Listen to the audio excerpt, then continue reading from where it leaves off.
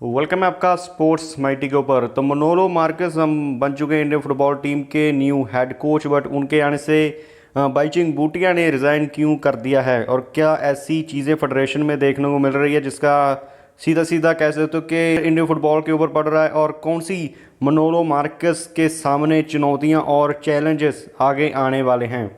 तो पहले बात कर लेते हैं कमेटी में जो अभी चीज़ें चल रही हैं। तो इंडियन फुटबॉल की फेडरेशन जो इस समय काम कर रही है वो काफ़ी ज़्यादा पहले तो ख़राब है। आपको पता है कि इंडियन फुटबॉल के ऊपर काफ़ी अच्छी तरह से फोकस नहीं कर रहा, बल्कि इनकी खुद की जो फेडरेशन है उसमें ही काफ़ी ज़्यादा ख़राब चीज़ें चल रही हैं, आपस में ही लड़ रहे हैं, और इसकी वजह से इंडियन फुटबॉल के ऊपर काफ़ी ज़्यादा इम्पैक्ट पड़ रहा है। अभी जो चीज़ हुई है, आपको पता है कि टेक्निकल कमेटी लास्ट ईयर बनाई गई थी, जिसको काफ़ी ज़्यादा इस चीज़ के ऊपर बनाया गया था कि इंडियन फुटबॉल के ऊपर ये बड़े कह सकते हो कि फैसले लेती हुई नजर आएगी, बट इससे बिना पूछे इगोर स्टीमैक को पहले रिलीज़ कर दिया गया। उसके बाद चलो वो चीज़ तो सही थी, बट अभी एम विजयन जो हेड हैं इस टेक्निकल कमेटी के और बाईचुंग भूटिया के मेंबर हैं, इन दोनों से पूछे बिना मनोलो मार्कस को कल्याण चौबे ने जो इंडियन फुटबॉल का न्यू हेड कोच बना दिया। अब जिसकी वजह से बाईचुंग भूटिया ने खुद रिज़ाइन कर दिया। अब आई एम विजन का क्या रिएक्शन होगा वो चीज़ अलग है, बट ये काफ़ी चीज़ ख़राब देखने को मिल रही है कि आपस में ही नहीं बन रही है इंडियन फुटबॉल की फेडरेशन की, आपस में इनके आपस में ही पंगे चल रहे हैं, और जिसका सीधा सीधा असर इंडियन फुटबॉल के ऊपर भी देखने को मिल रहा है। क्योंकि फेडरेशन काफ़ी ज़्यादा एक ज़रूरी चीज़ है, क्योंकि फेडरेशन से ही इंडियन फुटबॉल एक साथ से चलता है, और जो चलाने वाली जो ऑर्गेनाइजेशन है वो ही इतनी ज़्यादा ख़राब है तो कैसे फुटबॉल आगे बढ़ेगा।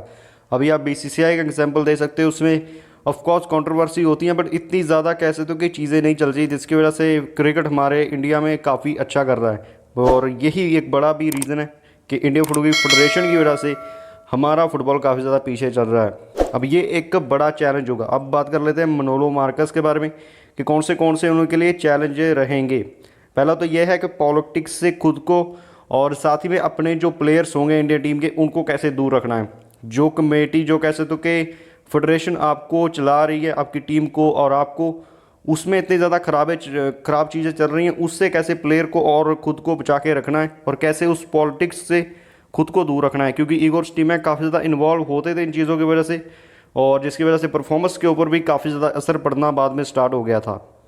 सेकेंड एक काफ़ी ज़्यादा इंटरेस्टिंग चीज़ देखने को मिली कि 2025 तक एफसी गोवा में उनका कॉन्ट्रैक्ट था, और तब भी उनको इंडियन टीम का हेड कोच बना दिया गया, जिसमें मैं कह सकता हूँ कि काफ़ी ज़्यादा खुश भी हूँ, क्योंकि मनोलो मार्कस ऑफकोर्स कह सकते हो कि डिज़र्व करते थे, क्योंकि उन्होंने इंडियन फुटबॉल में काफ़ी समय से काम किया है, काफ़ी यंगस्टर के साथ काम किया है, काफ़ी अपने जो क्लब से पहले हैदराबाद में रहे, अभी एफसी गोवा में, वहाँ से प्लेयर निकाल कर नेशनल टीम में दिए। अब उन्हीं प्लेयर्स को नेशनल टीम में भी वो कह सकते हो कि साथ रहेंगे, बट उनको एक सीज़न के लिए एफसी गोवा के भी साथ रहना है, और साथ में इंडियन फुटबॉल के भी साथ रहना है। अभी आपको पता है कि सितंबर, अक्टूबर और नवंबर में हमारी फीफा विंडो जब खुलेगी तब हमें फ्रेंडली मैचेस खेलने हैं। उसके अलावा हमें मार्च में जो अगले साल 2025 में एएफसी के क्वालिफायर्स भी खेलने हैं। तो ये काफ़ी ज़्यादा मुश्किलें उनके लिए होगी। एक तरफ एफसी गोवा को भी को है कह सकते हो कि मैनेज करना, साथ में इंडियन फुटबॉल को भी जो नेशनल टीम है उसको भी मैनेज करना, काफ़ी ज़्यादा मुश्किलें हो सकती हैं। तो इस चीज़ का भी बड़ा चैलेंज रहेगा मनोलो मार्केस के ऊपर, और साथ में बड़ा चैलेंज ये भी है कि कैसे ना कैसे करके इंडियन टीम को एएफसी एशियन कप पे क्वालिफाई करवाना।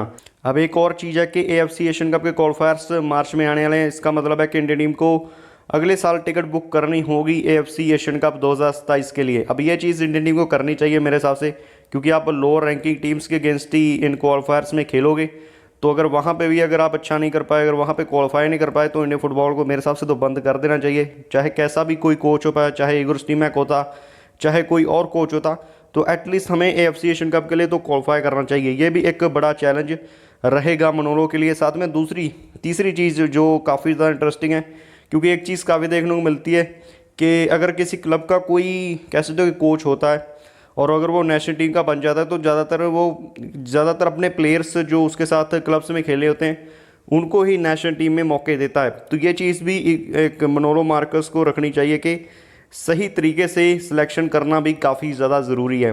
जो आईएसएल और आई लीग में प्लेयर्स परफॉर्म बढ़िया कर रहे हैं उनको ज़्यादातर को लेकर आना चाहिए नेशनल टीम में। ये भी एक बड़ा चैलेंज रहेगा मनोलो मार्कस के लिए। क्योंकि एक चीज़ और है कि काश मिश्रा हमारे जो लेफ्ट बैक में काफ़ी अच्छा काम करते हैं, बट उनके साथ जय गुप्ता FC गोवा में काम कर चुके हैं।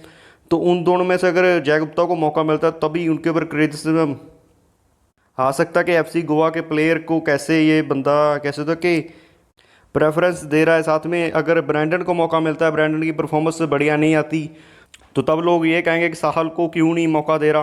तो ये सारी चीज़ें मनोलो को देखने को मिलेंगी और काफ़ी ज़्यादा फेस करने को मिलेंगी। तो इन चीज़ों का भी बड़ा चैलेंज मनोलो मार्कस के ऊपर रहेगा। साथ में जो लास्ट चीज़ है कि उनको अभी 3 ईयर्स का कॉन्ट्रैक्ट मिल चुका है, 1 ईयर उनको अभी सीज़न FC गोवा के साथ भी खेलना है, बट 2027 के एशियन कप तक उनको कॉन्ट्रैक्ट मिल चुका है। बट जो बड़ा चैलेंज है कि AFC एशियन कप तक 3 ईयर्स उनके पास है, तो कैसे वो टीम को चलाएंगे, कौन सा प्ले स्टाइल वो अडेप्ट करेंगे। आपको पता है कि 4-2-3-1 जो इंडिया टीम इसी फॉर्मेशन के साथ ज़्यादातर खेलती भी है, उसी फॉर्मेशन के साथ मनोलो मार्कस भी खेलते हैं। तो वो उनके लिए बड़ा चैलेंज नहीं रहेगा अपनी फॉर्मेशन में इंडियन प्लेयर्स को डालना, बट बड़ा चैलेंज ये रहेगा कि कौन सा प्ले स्टाइल लेकर जब वो चलते हैं, अटैकिंग या फिर डिफेंसिव। क्योंकि एक चीज़ ईगोर स्टीमैक के देखने को मिली थी, लास्ट ईयर हमने देखने को मिला था जब हमने ट्राई नेशन इंटरकॉन्टिनेंटल कप, उसके अलावा कैसे तो कि सैफ चैंपियनशिप जीती थी, उसके अलावा इराक के अगेंस्ट टीम ने अच्छी परफॉर्मेंस दी थी।